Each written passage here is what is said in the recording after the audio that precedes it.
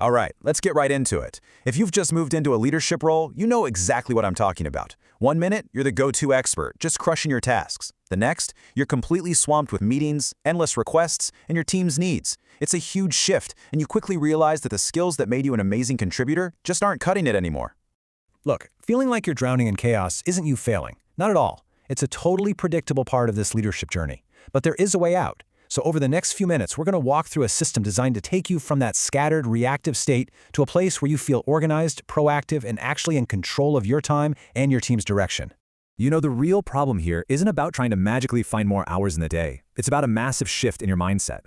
As a leader, the way you measure success has completely flipped, and frankly, your old habits are probably working against you now. Let's really break that down. As a technical contributor, right? Your time was your own. Success was all about your personal output. And let's be honest, jumping in to fix a crisis felt pretty heroic. But now, as a proactive leader, the game's totally changed. Your time belongs to your team.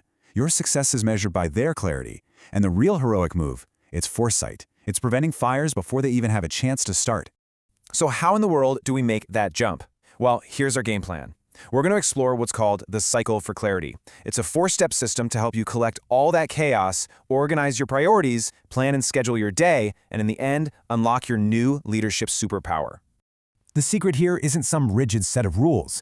It's a repeatable system, a flexible framework that helps you handle the constant flow of stuff coming at you and make smart choices about where you put your energy. And here it is, the cycle for clarity. Collect, organize, plan, and schedule. Now, the most important word there is cycle. This isn't a one-and-done checklist. Nope, it's a continuous habit loop that, once you get the hang of it, becomes like second nature for leading effectively. So let's break that down real quick. First, we collect everything into one spot. Then, we organize it all based on what's actually important. After that, we plan how we're going to get it done. And finally, we schedule it. We give our priorities a real home on our calendar. So let's jump in with step 1, collecting the chaos. All right, first things first, we have to tame the chaos. That means capturing every single request, idea, and to-do that flies your way. Seriously, this is the foundation of the entire system, so we gotta get it right. I want you to picture a giant funnel. Every email, every Slack message, every conversation in the hallway, every random thought you have, it all gets poured into the top of this funnel, and it all comes out into one single trusted list. We're gonna call this your task builder. It could be a fancy app, a simple notebook. Honestly, the tool doesn't matter. What matters is that it's your one and only source of truth. And this is so crucial. Your brain is for having ideas, not for holding them. When you try to use your brain as a storage unit, you create this constant low-level anxiety. You know, that feeling that you're forgetting something? Getting everything down into your task builder frees up all that mental energy so you can use it for the real work of leadership. Okay, so you've collected everything. Your task builder is probably looking a little wild right now, maybe even a bit overwhelming. But that's good. That's perfect, actually, because now we can move on to the next step, organizing all that chaos into clear, simple priorities. And to do this, we're going to use a classic tool that is incredibly powerful, the Eisenhower Matrix. It helps you sort tasks based on 2 really simple questions. Is it urgent, and is it important? The whole goal here is to shift your focus away from constantly firefighting in that urgent and important box and start living in what we call the manager zone. Let's look at what to do for each quadrant. If something is urgent and important, you do it now. If it's urgent but not important, and so many meeting requests fall into this bucket, you delegate it. If it's neither, you just drop it, and that feels so good. But the real magic, the sweet spot, is for tasks that are important but not urgent. Those, you schedule them. This is where you do the real work. Strategy, team development, improving processes, all the stuff that prevents future fires from ever starting. So now we know what we need to work on. It's time for the final 2 steps, which really go hand in hand, planning how you'll do the work and then scheduling when you'll do it. Let's start with step 3, creating a really powerful proactive plan. Here is a tactic that is an absolute game changer, the end of day or EOD habit.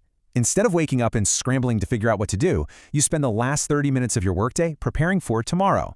You review your priorities, clear your inbox, and set a crystal clear plan for the next day.